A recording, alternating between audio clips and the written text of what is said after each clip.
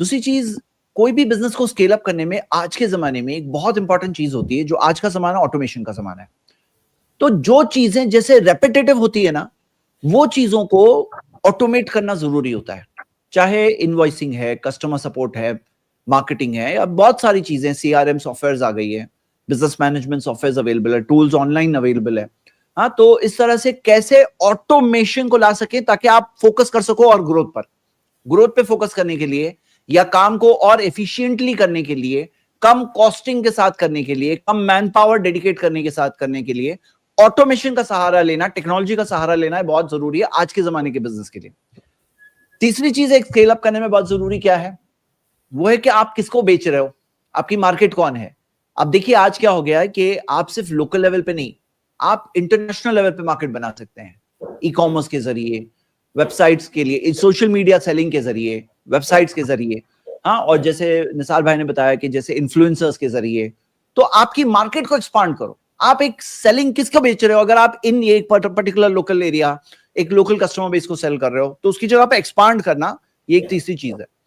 चौथी और बहुत इंपॉर्टेंट चीज क्या है कि भाई आप हो कौन, मतलब क्या, आप अपने लिए एक ब्रांड क्रिएट करो।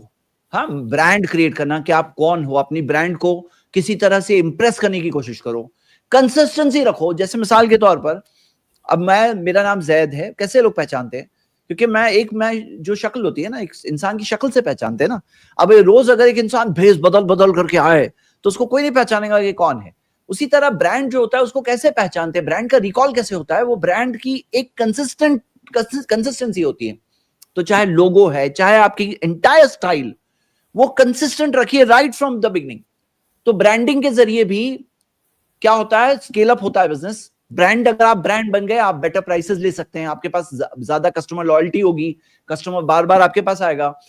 उसी तरह जो मार्केटिंग के जरिए, आप मार्केटिंग के जरिए अपने प्रोडक्ट को अवेलेबल कर सकते हो और जगहों पर। इस तरह से क्या होगा, ये भी आपकी तरीका है जिसके जरिए आप अपने आप को, अपने बिजनेस को स्केल अप करोगे।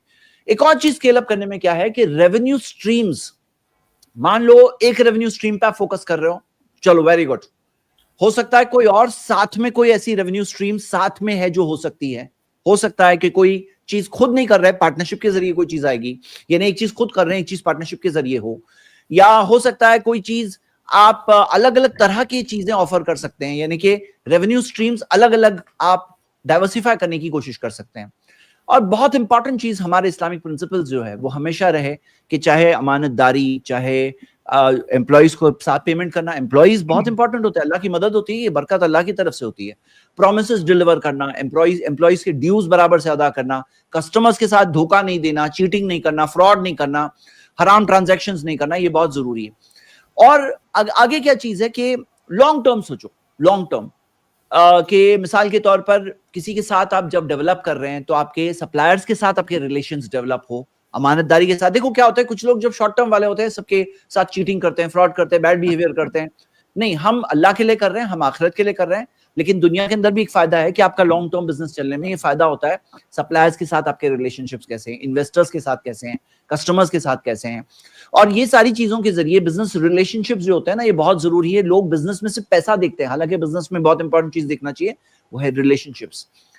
और एक और चीज है, वो है अपने फाइनेंसेस को मैनेज करना, एक्सपेंसेस को मैनेज करना। हाँ, प्रॉफिट्स हो रहे हैं, उसको उसको किस तरह से आप वाइजली यूज कर सकते हो।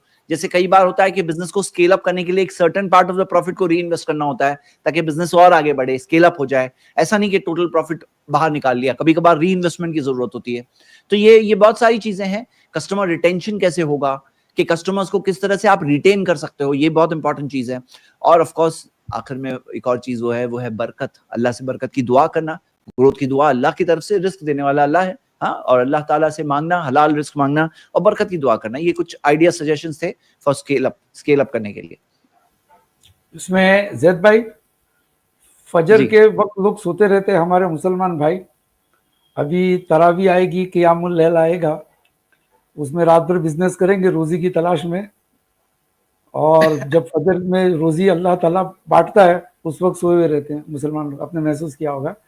I would recommend everybody that फजर के बाद कुछ ना कुछ काम करो, कम से कम कुरान याद करो, या कम से कम घर में कुछ ऑर्गेनाइजिंग करो, या दुकान पे जाके शटर खोल के बैठ जाओ, कुछ नहीं तो देखो बरकत कैसी होती है। आप 4-5 बजे अंधेरी स्टेशन दादर स्टेशन पे जाइए, कितना क्राउड होता है।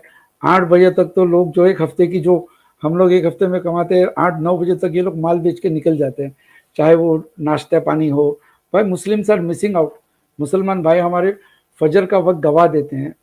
हम लोग वो अंग्रेजों की तरह 10 से 5 वाले हो गए, हालांकि फजर के बाद ही काम होना चाहिए असल में।